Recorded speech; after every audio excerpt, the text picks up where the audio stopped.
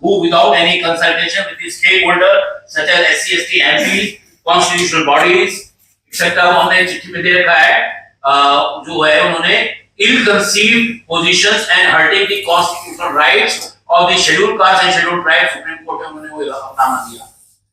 हम गवर्नमेंट से ये चाहते हैं कि सरकार, अब हमें सरकार के ऑर्डर नहीं चाहिए, हमें एक्ट ऑफ पार्लियामेंट चाहिए रिजर्वेशन को लेकर। We want act of parliament to ensure that the reservation of the scheduled caste, scheduled tribe and OBC is not tempered again and again and again and again, and we continue to waste our energy and the Supreme Court continue to waste its time and resources of the public on such issues. Therefore, that law should also be placed in the Schedule 9.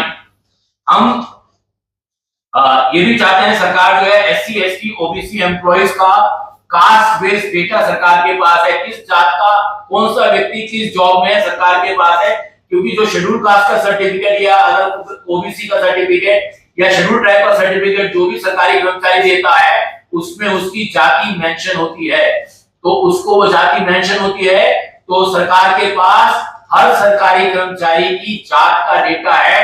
सरकार वो data क्यों छुपाना चाहती है? क्या सरकार की मंशा कहीं, हमें सरकार की मंशा पर शक है, तो हम चाहते हैं सरकार को डेटा इमीडिएटली रिलीज करने चाहिए जिससे कि लोगों के बीच में जो अनइजीनेस है, एंजाइटीज है, फियर से वो दूर हो जाए। Government must take immediate step. हमारी एक इंपॉर्टेंट डिमांड ये है कि जब तक हाई कोर्ट और सुप्रीम कोर्ट में 50% जजेस शेड्यूल कास्ट, शेड्यूल ट्राइब और ओबीसी के ना हो जाएं, तब तक ओवर रिप्रेजेंटेड कम्युनिटी से जजों की भर्ती बंद होनी चाहिए हाई कोर्ट और सुप्रीम कोर्ट में। We don't want any other जज accept recruitment of the schedule caste, scheduled tribe, OBC जजेस till 50% judges are there in the high court and supreme court from these communities. What about the minority? Lots of minorities are covered under the OBC communities, OBC categories.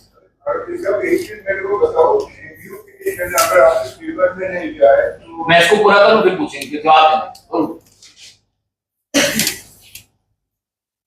सरकार का लाखों position schedule caste की, schedule tribes की, OBC की, मैंने भी data दिखाया, backlog vacancies है। सरकार बताए ये बैकलॉग वैकेंसी कब तक भरने वाली है? हमारे मोदी जी तो बहुत तेजी से काम करते हैं, मोदी जी तेजी से काम करके दिखाइए और 6 महीने में सीटें भर के दिखाइए। अगर आप 6 महीने में सीटें भरेंगे तो हम आपके लिए दुआ करेंगे कि आप अगली बार भी आ जाए, भर के दिखाइए 6 महीने। और 2006 में कॉन्फेडरेशन ऑफ इंडियन इंडस्ट्री और एसोचैम ने यह वायदा किया था कि प्राइवेट सेक्टर में वो एफर्मेटिव एक्शन लागू करेंगे 2006 में। आज 2024 है, 18 साल हो गए हैं। हम सीआईआई और एसोचैम, सरकार ने उसके लिए एक मशीनरी बनाई थी पीएमओ ऑफिस में, तो प्रधानमंत्री जी बताएं, उनका कार्यालय बताए कि प्राइवेट सेक्टर इंडस्ट्री ने कितने शेड्यूल कास्ट, कितने शेड्यूल ट्राइब को प्राइवेट सेक्टर में जॉब दी है या सर्विस इंडस्ट्री में शामिल किया है, सप्लाई चेन में शामिल किया है, उसके डेटा हमको चाहिए। और अगर सरकार वो डेटा नहीं दे सकती और अगर इन्होंने ये काम नहीं किया है क्योंकि उन्होंने पब्लिक डोमेन में कोई डेटा नहीं रखा है, इसलिए हम सरकार से मांग करते हैं कि रिजर्वेशन प्राइवेट सेक्टर पर सरकार को तुरंत एक पॉलिसी लानी चाहिए और इस पॉलिसी को प्राइवेट सेक्टर को मैंडेटरीली इंप्लीमेंट करना चाहिए। अब आपके सवाल। ठीक है, हमारी लड़ाई कोई कॉसी जुडिशियल नहीं है या जुडिशियल नहीं है। हमारा यकीन तो हमेशा सड़कों पर लड़ने का रहा है, वो लड़ेंगे हम, लेकिन हम नैतिकता का तकाजा देकर सुप्रीम कोर्ट के पास जा रहे हैं क्योंकि उन्होंने बहुत सारी गलतियां, हमारा मानना है उन्होंने बहुत सारी गलतियां की हैं और बहुत सारी कन्वेंशंस को तोड़ा है और बहुत सारे जो जुडिशियल प्रोसेसेस है उनका सम्मान नहीं किया है। हम केवल उनको ये बताने जा रहे हैं कि आप उन कन्वेंशंस का सम्मान करो, उन चीजों को नैतिक तौर पे पालो। नहीं मानेंगे, हमारी तो सड़क पर लड़ाई चली थी, 21 अगस्त को बहुत सारे लोग सड़कों पर उतरने वाले जी। अच्छा है, मैं इस क्वेश्चन का सवाल करता हूँ और इन क्वेश्चंस का हमें हमेशा स्वागत करता है क्योंकि हमें ये समझना है कि शेड्यूल कास्ट को रिजर्वेशन आर्थिक आधार पर नहीं मिलता है, उसकी अनटचेबिलिटी के आधार पर मिलता है, उसके साथ अनटचेबिलिटी। तो क्या ये देश दावा कर सकता है कि कोई व्यक्ति आईएएस बन गया तो उसकी अनटचेबिलिटी दूर हो गई? मैं आपको घटना बताना, अभी सुप्रीम कोर्ट ने है ना, जज साहब ने कोई आईएएस आईपीएस का जिक्र किया। मैं आपको आईपीएस का बताना चाहता हूँ। एक आईपीएस अभी 2 साल पहले आईपीएस में, उनकी शादी हुई राजस्थान में।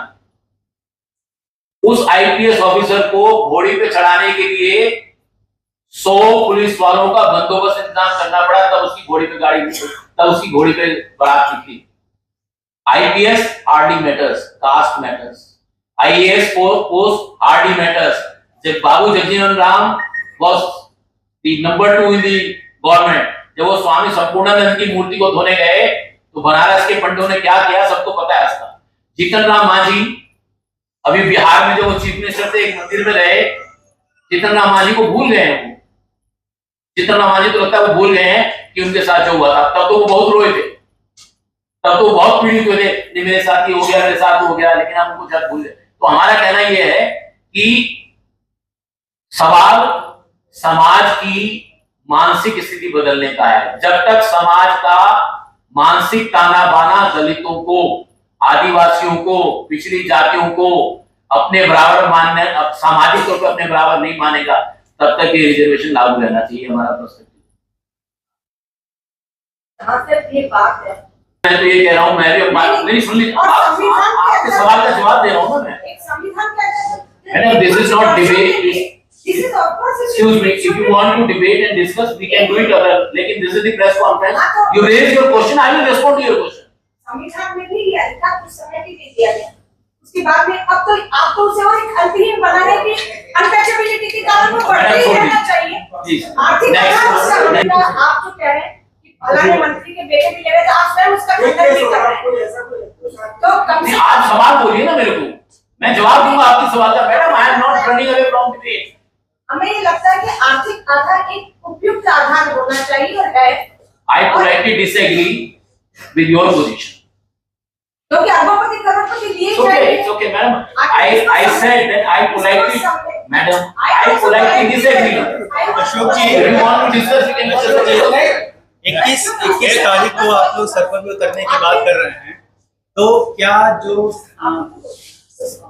वर्गीकरण हुआ रिजर्वेशन का, तो क्या सारे समाज के लोग आएंगे या फिर कुछ लोग, ऐसी चर्चा चल रही है कि नहीं आएंगे, वो चाह रहे हैं? अशोक जी, अभी हमने इतने सारे डेटा दिखाए हैं और हमने सरकार को ये कहा है कि सरकार ये बताए, हर शेड्यूल कास्ट की जात का डेटा सरकार के पास है, हर ओबीसी समाज के रिजर्व कैटेगरी के व्यक्ति की जात का डेटा उसके पास है, हर शेड्यूल ट्राइब का डेटा उसके पास है। सरकार मुंह क्यों छुपा रही है, वो डाटा देने से हम ये कहना चाहते हैं। और सरकार अगर वो डेटा नहीं दे सकती तो ये जजमेंट को निरस्त करे। तो why don't you put on number 1 and number 2, number 3? Why you are putting them in the last? इसका मतलब है कि आपकी इंटेंशन नहीं है। So this is why we are telling that government has no intention. If government has intention, government has नैतिकता, तो ये अगर चाहे तो रिजर्वेशन का कोटा फुल हो सकता है। एक बात और मैं कहना चाहता हूँ, somebody was asking me, हमारे यहाँ केक का साइज इतना छोटा है और हर आदमी को टुकड़ा चाहिए। हम सरकार से ये नहीं पूछ रहे हैं कि why are you failing in creating a cake of such a large size so that everybody can have it and eat it. Government is not working to enlarge the size of the cake. Instead, we show through the data, government is reducing the size of the cake day by day, and the cronies are having cakes and people are fighting for the cake. तो आपको क्या लगता है आने वाले कल में ये इसका प्रोग्रेस होने वाला भी है या नहीं? हम तो होपफुल है, प्रोग्रेस होगा, जरूर होगा। अगर प्रोग्रेस नहीं होगा तो हम लड़ेंगे क्यों? हम तो सड़कों पे भी लड़ेंगे, सरकार से भी लड़ेंगे।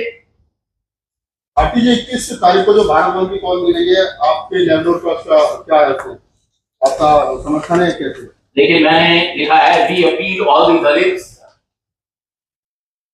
Adivasi and OBCs and their organization for their peaceful agitation on 21st August 2024 and sent this memorandum to the Government of India through district collectors, sub-regional magistrate in their respective law. एक सवाल का जवाब। हाँ जी। मैंने 10 साल के मोदी के कार्यकाल देखे हैं, इसमें जितनी नौकरियां हैं वो तो बेटा रखी हुई है, सबके सामने रखी हुई है, आप भी देख सकते हैं। लेकिन मुझे लगता है कि जिस तरह से सरकार नौकरियां तो देने की तो बात छोड़िए, नौकरियां छीन रही है, तो मुझे ऐसा लगता है और सारी संस्थाओं को प्राइवेटाइज कर रही है। तो मुझे ऐसा लगता है कि जिस तरह से यूएसए में अफर्मेटिव एक्शन के नाम से चीजें चलाई जाती है रिजर्वेशन को लेकर के, वहां पे ऐसा बोला जाता है अफर्मेटिव एक्शन, तो मुझे ऐसा लगता है कि सारे संस्थाओं में, प्राइवेट संस्थाओं में एक अफर्मेटिव एक्शन लागू होना चाहिए, ताकि जो जिस तरह से ये जो गवर्नमेंट इंस्टीट्यूशन है उसको खत्म किया जा रहा है, उसके तहत जो तमाम जो लोग हैं उसको प्राइवेट संस्थान में। अरे इतना लंबा क्वेश्चन। अफर्मेटिव एक्शन की पॉलिसी उन्होंने 2006 में कहा था सीआईआई एसोसिएशन में। डॉक्टर जे रानी जो नेटवर्क के प्लेटफॉर्म पर आए, हमारी सीआईआई के साथ मीटिंग हुआ, उसमें उन्होंने प्रॉमिस किया, हमने उनको कहा कि बताइए आपके अफर्मेटिव एक्शन की पॉलिसी को लागू करने के लिए सीआईआई में लागू करें, हम कैसे आपकी सहायता कर सकते हैं। हम गए थे उनकी सहायता करने, अब हम उनसे पूछ रहे हैं कि हमने सहायता भी की, आप ये बताइए कि आपने कितना अफर्मेटिव एक्शन लागू किया। और हमारा मानना ये है कि सीआईआई, एसोचैम और फिक्की और PhD chamber of commerce and industry, जो उनके सैकड़ों बिजनेस ऑर्गेनाइजेशंस हैं, उन्होंने अफर्मेटिव एक्शन लागू नहीं किया। अगर लागू किया तो डेटा रख दो, और अगर उन्होंने डेटा नहीं रखा है तो हम प्रधानमंत्री जी से निवेदन कर रहे हैं कि अफर्मेटिव एक्शन की पॉलिसी लाई जाए और इन पर एनफोर्स की जाए। पॉसिबल है भी